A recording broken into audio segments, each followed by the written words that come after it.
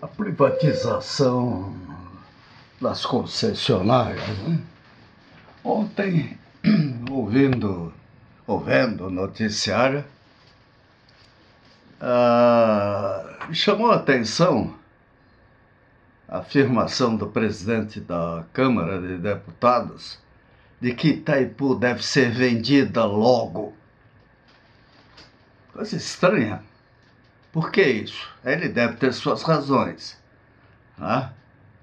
Agora, eu fui copeliano, sou ainda, de coração, aposentado pela Copel, né? Ou na Copel, e trabalhei com empresas privadas, prefeituras, empresas de toda a espécie, assim como também lecionei em algumas universidades e fui presidente, na Copel, como presidente de uma associação de concessionárias estaduais de energia. Mas, enquanto copeliano, né, após a minha presença na Copel, uma das coisas que chamou a atenção foi a luta pela Copel, a evitar a privatização da Copel, porque num momento péssimo, de repente, a Copel teria que ser privatizada, senão daria prejuízo. E isso, evidentemente, mexeu com a gente.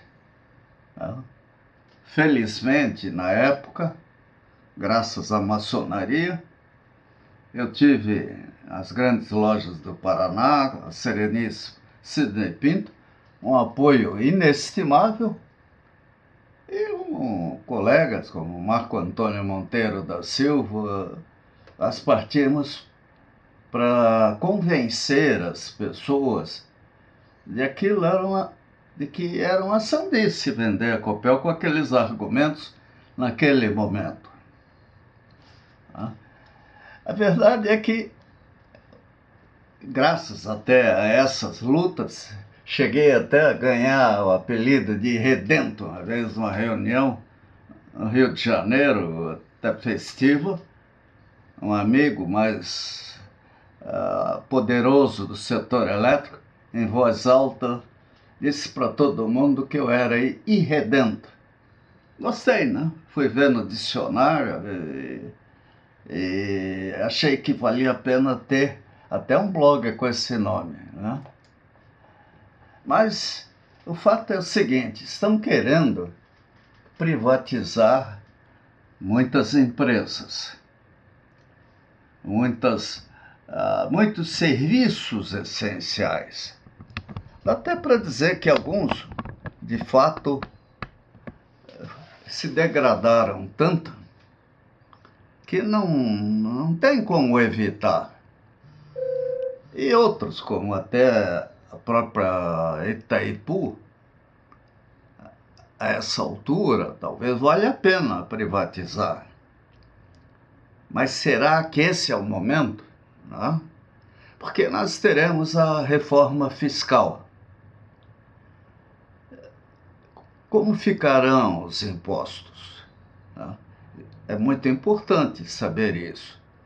E a privatização onerosa é um imposto. Quer dizer, quando você admite a privatização de qualquer concessionária a partir de cobrança de valores, você está aumentando custos. Qual vai ser o custo da energia elétrica, até do serviço de correios e tudo, se a privatização partir do pagamento pelo direito de explorar aquele serviço? A Petrobras pode ser privatizada, afinal, os preços ali são internacionais. Pelo menos essa é a política que a empresa adota. Agora, e aquelas estatais, autarquias, que são, e autarquias, né? Empresas de capital misto, que atendem o povo numa condição importante. Quando eu vejo isso tudo, eu fico preocupado. Por exemplo, acabaram com o BNH. Qual o padrão de habitação popular sem o BNH? O que aconteceu? Valeu a pena? E na época do Collor, outras coisas também foram. E opções, né?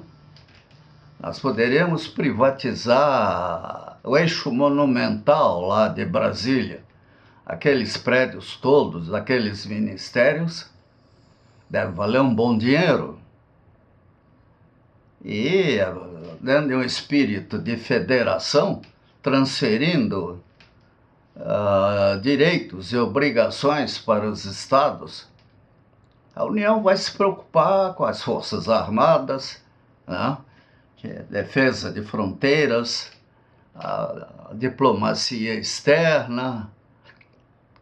O nosso presidente, ele poderá viajar pelo mundo, conversando, inclusive atraindo empresas para cá, e investimentos, e deixa para os governadores, ou dentro de uma nova divisão administrativa, que eu acho tremendamente importante, que seria dividir o Brasil em 5 grandes estados, reduzindo o número de senadores, porque aí os senadores poderiam, em vez de representar esses estados minúsculos, representar essas regiões. Bem, e assim, a privatização dos serviços essenciais atenderia a interesse local.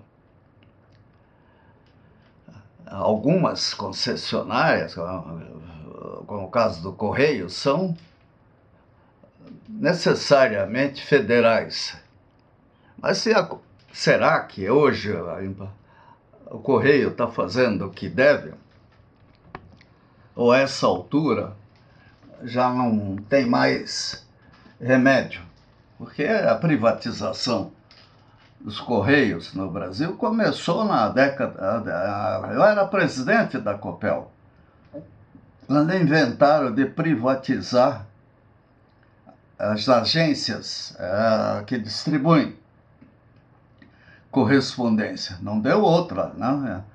Na sequência, um deputado me visitou querendo a conta da Copel.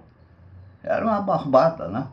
Ia ganhar por envelope, quando entrega tudo num lugar só, como é o que acontece agora nas cidades, com os prédios, aí os condomínios, o correio chega, entrega na portaria e se manda. E cobra uma fortuna. O correio no Brasil está caro demais, é um absurdo. E eu pergunto, será que os moradores de regiões remotas recebem correspondência? Então, do jeito que está, acho que não vale a pena continuar. De qualquer forma, nós temos como serviços essenciais também a energia, né? Petróleo, a gasolina, o óleo diesel. O óleo diesel mostrou que é tremendamente importante. O Brasil, infelizmente, vive em função de caminhão. Então, eles querendo, podem parar o Brasil a qualquer minuto. Como o setor elétrico também pode. Saneamento básico, então, é uma piada. E aí eu vejo de novo o processo de privatização. Valeu a pena? No litoral de Santa Catarina, eu até participei de uma luta lá de pessoal de Itapema. E depois me afastei, mas a coisa lá foi feia. e valeu a pena a criação de ostras, de mariscos, teve que ser proibida ali nas fazendas, porque a água do mar é poluída ao extremo. Não? O que houve? É problema de saneamento básico? O que está vendo?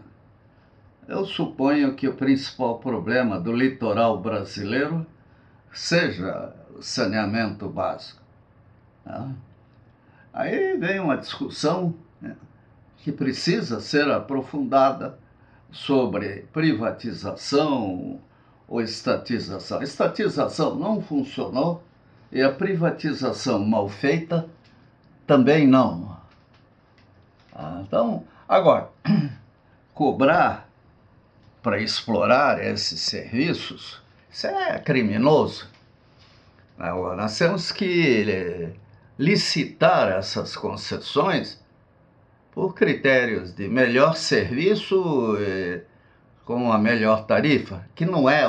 Quando eles dizem que vão fazer tarifas absurdas, é óbvio que a coisa não irá progredir. Como nós vimos na BR-40, também ontem, uma empresa querendo devolver a concessão, como aconteceu também com o aeroporto de Viracopos. Quer dizer, milagre não existe. Qualidade tem custo.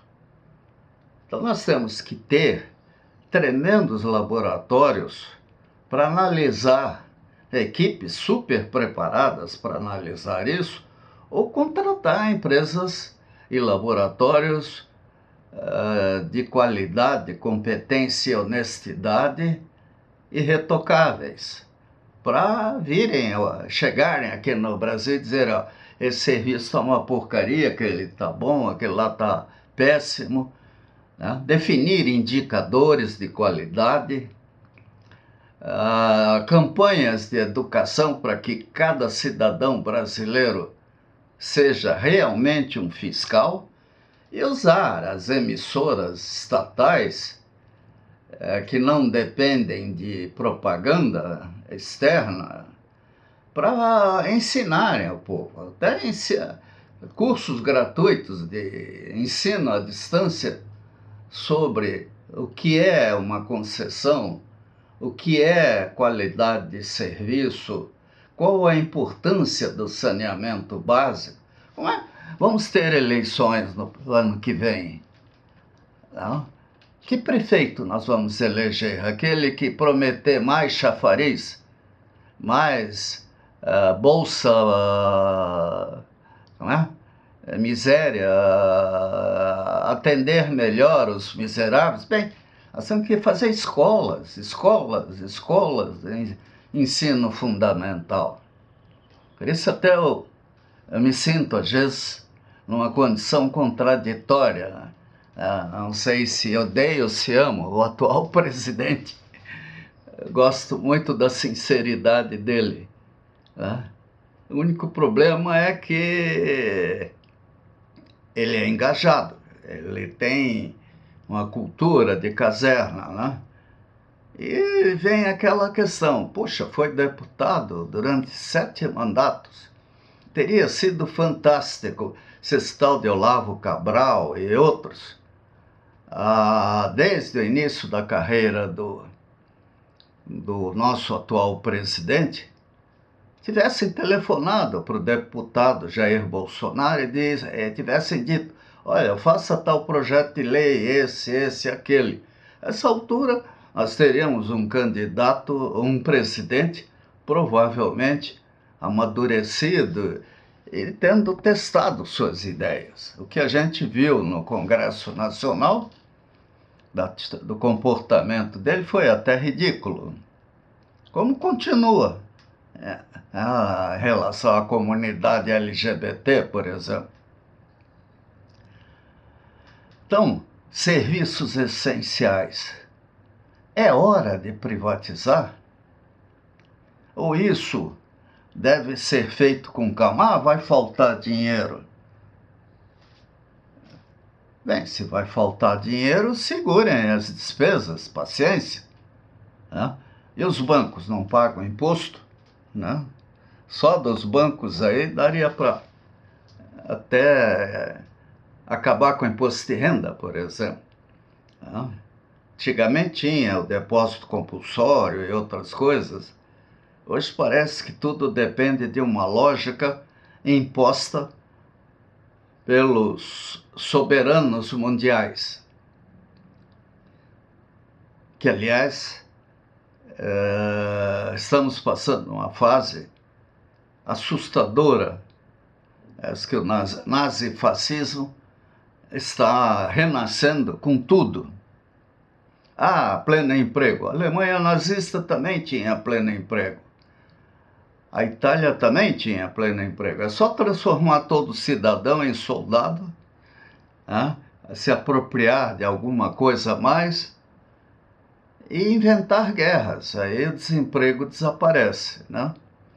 E as guerrinhas já estão até testando foguetes de alcance médio para fazerem guerras controladas, que assim eles geram emprego e tiram o excedente humano uniformizado, marchando, cantando hinos patrióticos, para virarem soldados desconhecidos.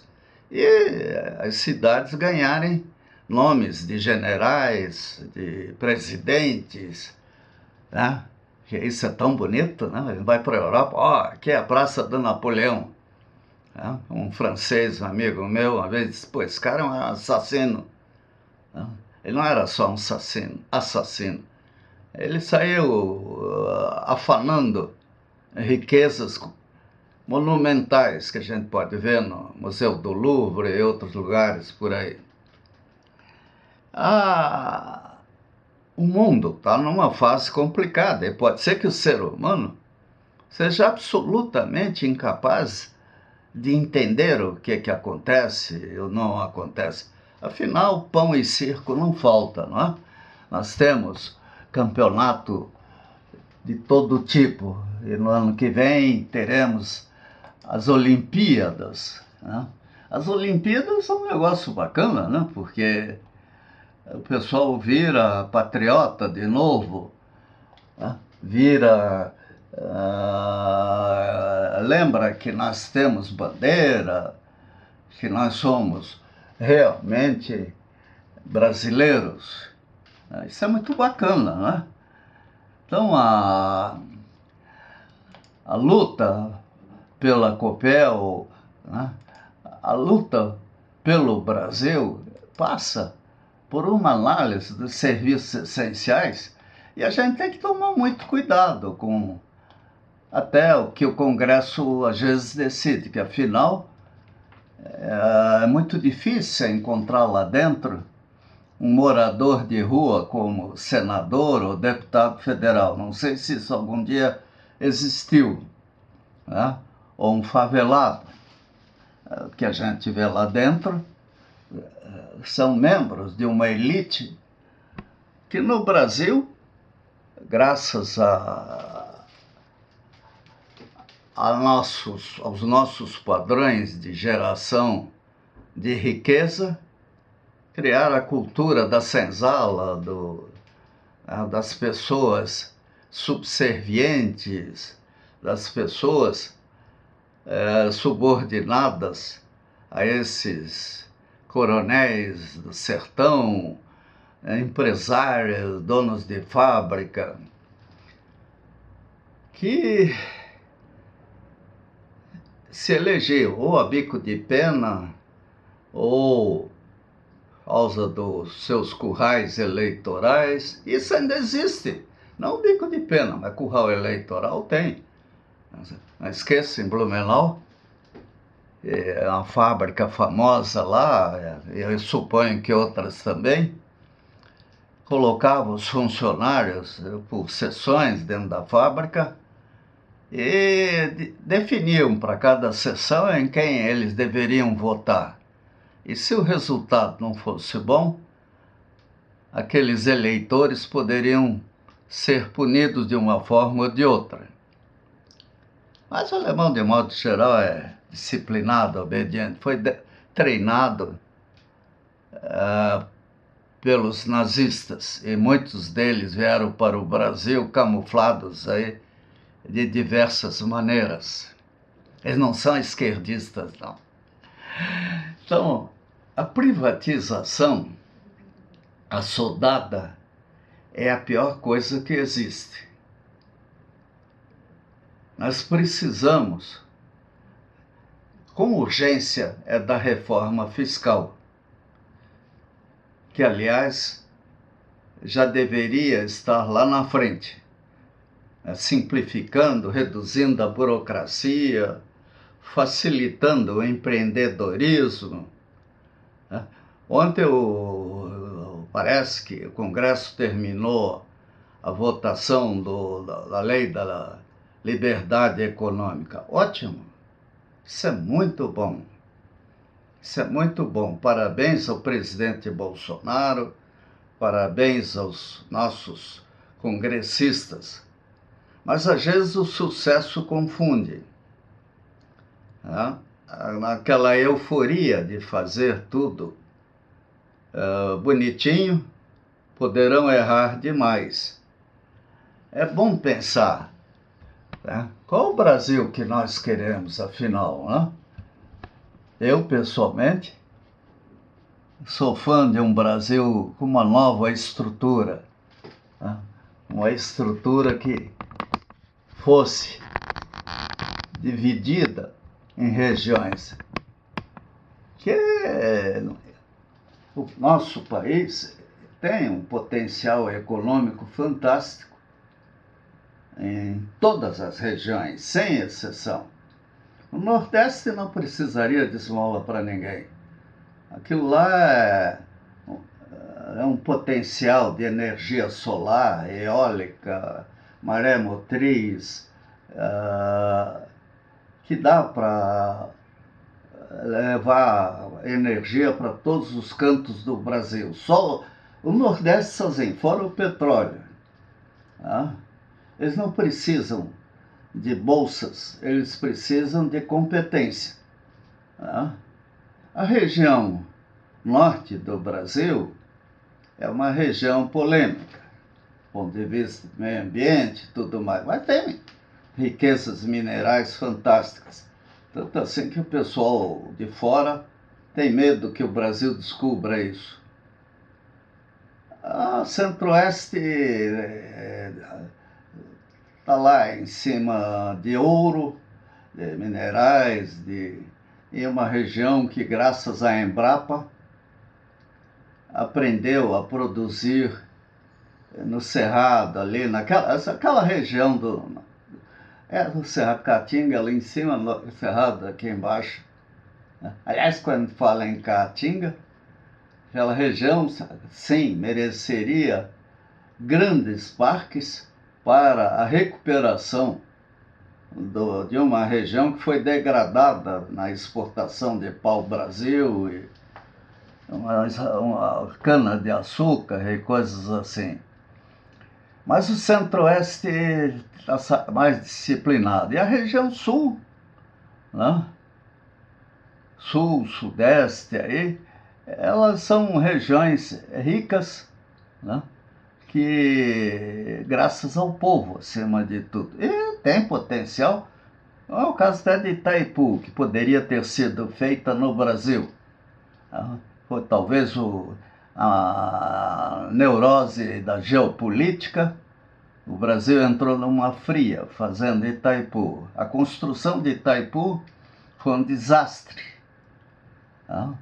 Quebrou tudo quanto é empresa, a Eletrosul, Copel, tudo ficaram um mico na mão, fazendo grandes usinas e, de repente, passaram a ter a obrigação de comprar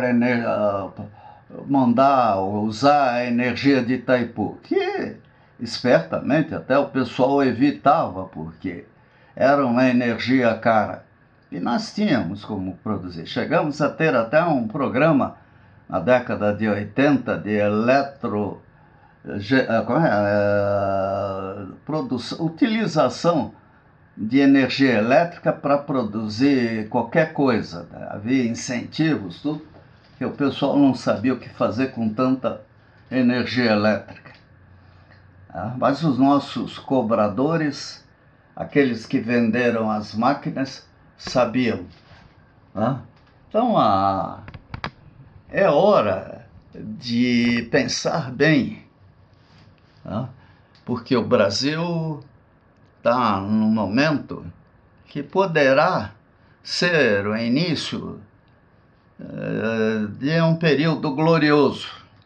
Agora, não podemos ser um apêndice dos Estados Unidos. Aliás, gostei de ver a Dinamarca aí.